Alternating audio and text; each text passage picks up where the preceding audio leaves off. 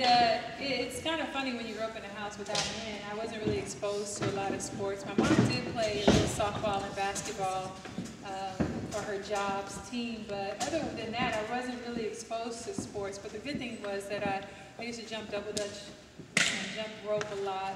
I played tetherball a lot and I played kickball a lot as a kid, so maybe those were things that helped me a little bit with my coordination and athleticism. But I really got introduced to basketball when I was 12 years old. It was the first time I ever picked up a basketball, and I tried out for a junior, in junior high school on a team, and at that time we played outside on concrete, so I don't know, you guys are a little special, you get to get a nice gym like this with air conditioning, but we played outside, and well, I told the coach, as long as I don't fall down, I'll play, but if I ever fall down, I'm not going to come back. And, well, luckily for me, and I guess for the basketball world, I never fell down.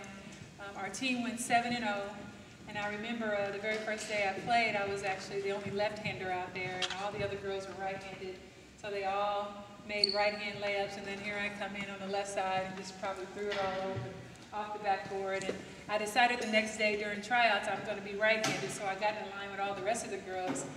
So I'm actually left-handed, but I started playing basketball the second day with my right hand, and I started doing that ever since. But I'll tell you now that I know about the sport, if you're left-handed, stay left-handed, because it's great to be a left-hander. And it's also great to practice with both your right hand and your left hand, because there's two sides to a court, right? So if you get a rebound over here on the left side, you want to be able to go back up strong with your left hand. So that eventually became an advantage for me.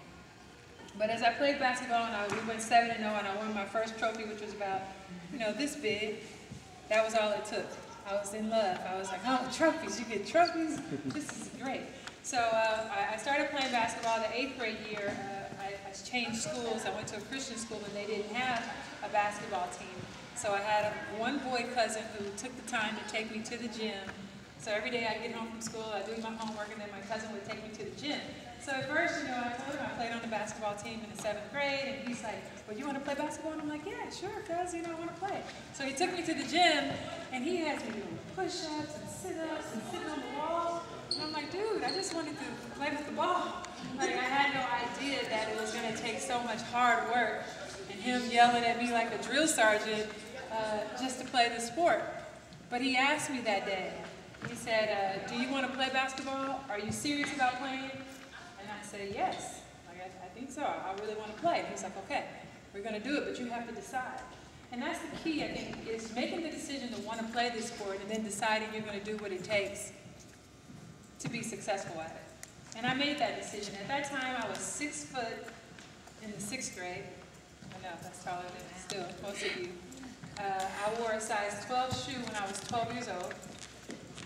So when you think about those numbers, I was different, right? I mean, I stood differently from most people. I was taller, my feet were bigger, and it wasn't always easy. But the things I think that helped me was my mom. My mom was always very positive. My mom was 6'3", and she would always tell me, some people grow on the inside and some people grow on the outside, and our family's been blessed enough to do both. So don't worry when people make comments about you being tall.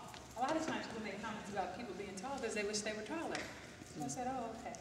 And don't worry about being skinny, because a lot of people talk about being skinny, but eventually a lot of people wish they were skinny. So I said, oh, okay.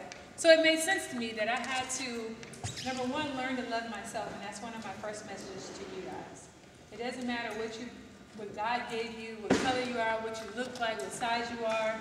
You're special in your own way, and it's important for you to figure out what it is, what your purpose is.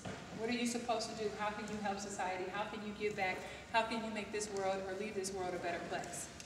The second thing was, or actually still part of the first thing, is learning to love yourself. And I found that through playing basketball and sports, I learned to love myself. I learned to love that I'm tall and I'm different. So, hey, go with it. I liked wearing my pink shoes and my pink ribbon, even if nobody else did. I just like being myself. And it's